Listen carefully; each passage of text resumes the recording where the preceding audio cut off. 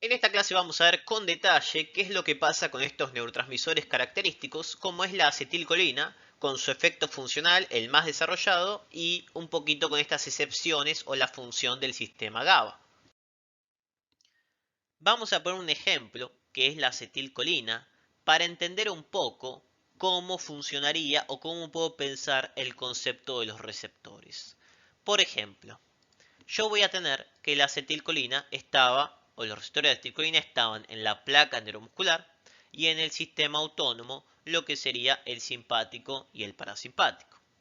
Por lo tanto, si yo quiero hacerme acción en un músculo, quiero hacer una respuesta rápida y en esa fibra determinada, o quiero hacer una respuesta lenta y que se amplifique a todas las fibras de alrededor. Y si quiero mover un músculo, quiero que sea un movimiento rápido y localizado de ese músculo.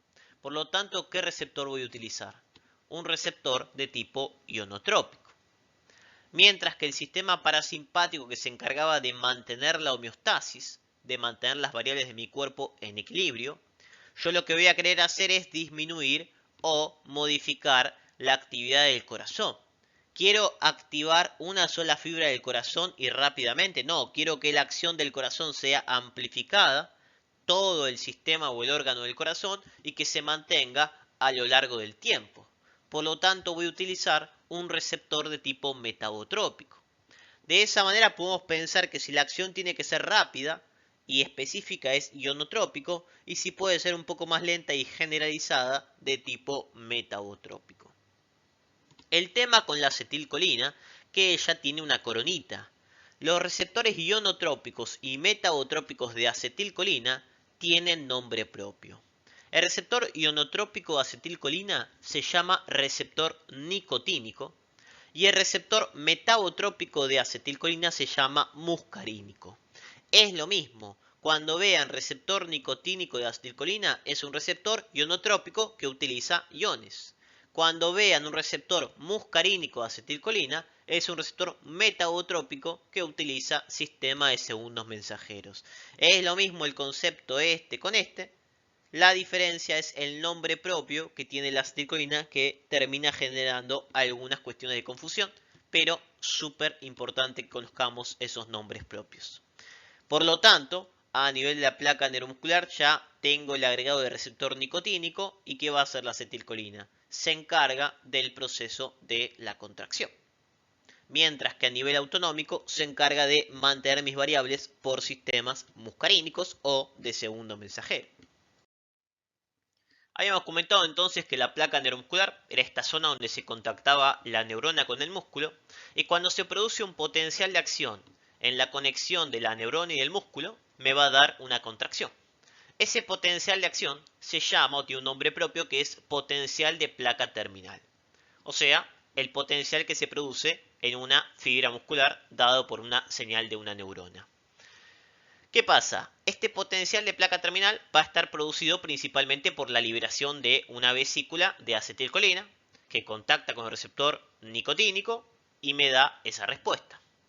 Pero aparece un nuevo potencial, o se descubrió que en la placa neuromuscular hay un potencial que se produce en reposo, o sea, sin señal, que es el potencial de placa terminal en miniatura.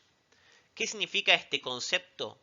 Que el músculo, sin recibir ninguna señal, va a generar un mínimo potencial.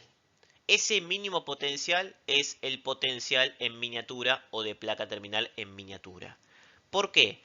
Porque se demostró que hay una liberación mínima de vesícula o mínima de neurotransmisor de acetilcolina a los músculos que me generan una pequeña señal. Pero esa señal no me genera actividad motora.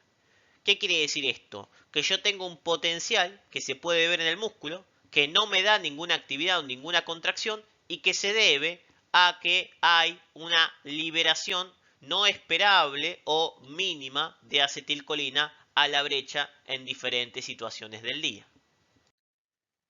Siguiendo con la temática de la placa neuromuscular, nos vamos a meter en un concepto ultra fino que se refiere al potencial de reversión, que lo definimos como el potencial donde la corriente de placa terminal ya invierte. ¿Qué quiere decir esto? Normalmente los iones se movían con una fuerza impulsora hasta llegar a su equilibrio.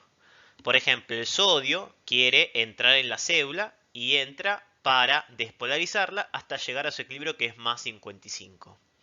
Este concepto del potencial de reversión significa el voltaje de la membrana donde los iones se van a dejar de mover porque llegaron a su equilibrio. Entonces, hablar de un potencial de reversión se refiere al voltaje en el cual los iones se van a dejar de mover porque ya están equilibrados. En la placa neuromuscular se demostró que el potencial en el cual los iones dejan de moverse o se invierte su movimiento es 0 milivolt.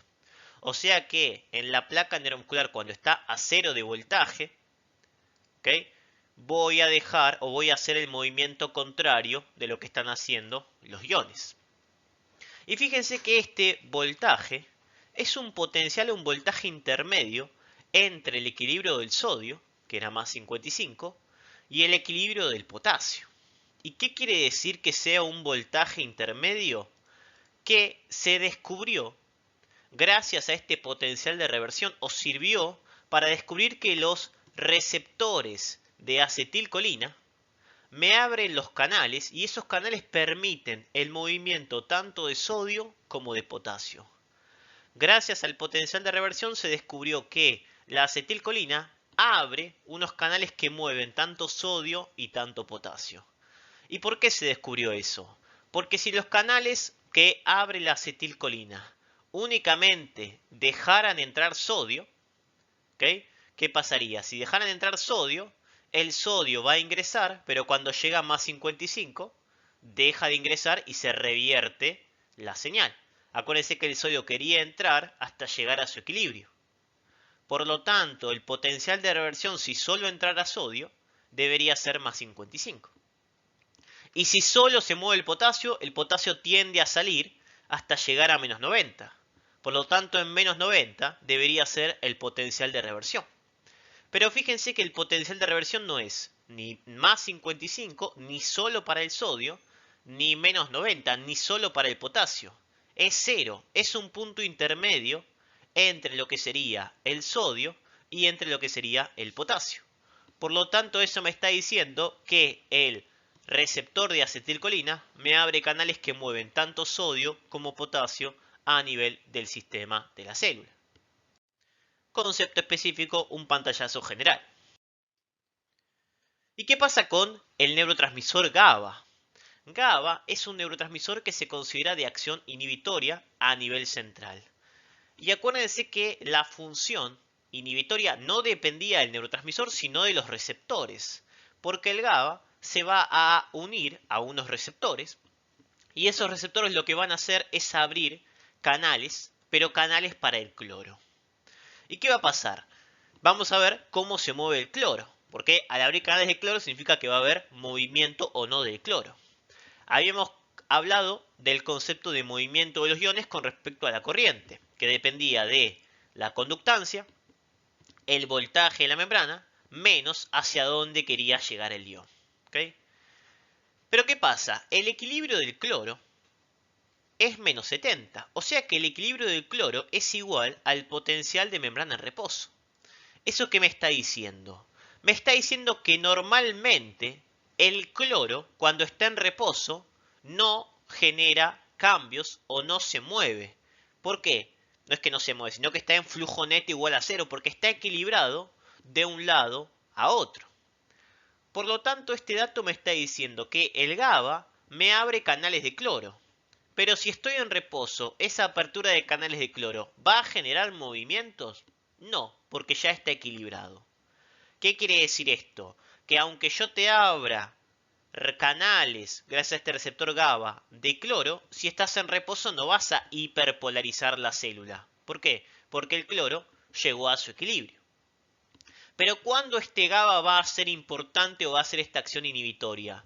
Cuando el potencial de reposo no sea menos 70. Si el potencial de reposo, por ejemplo, se está haciendo más positivo, ahí el GABA va a generar la inhibición.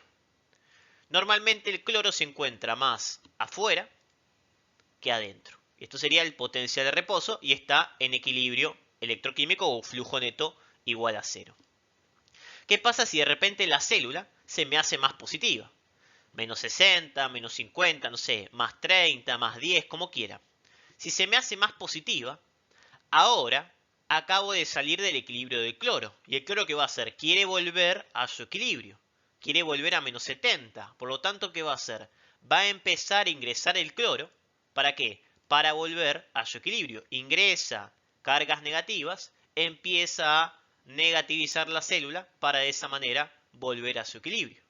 Entonces fíjense que el GABA me abre canales de cloro y cuando estoy fuera de reposo en un valor más alto, esto cloro que ingresa me genera una señal negativa o me evita que la célula se pueda despolarizar. Veámoslo mucho más simple. Si yo ahora acabo de generar un voltaje de 10 o mi célula está en un voltaje de 10, si yo hago el voltaje de la célula normal menos el equilibrio del cloro, me va a dar una fuerza impulsora de 80. Y ahora el GABA me abrió canales de cloro para que se pueda o aumentar su permeabilidad. ¿Eso qué me indica? Que tengo una corriente de qué tipo. Más 80 es una corriente positiva o también llamada corriente saliente. ¿Y qué está pasando en este caso? En este caso, el anión negativo está entrando a la célula. El cloro, cuando la célula se hace más positiva, va a querer entrar y me va a bajar la señal. ¿Cómo lo hace? Gracias principalmente a esos canales de GABA a nivel de mi cuerpo. Con eso cerramos estas diferencias específicas. Ojo con esto, son temas bastante finos y que requieren un pensamiento un poco más complejo, pero los agrego porque son acciones funcionales de cada uno de ellos.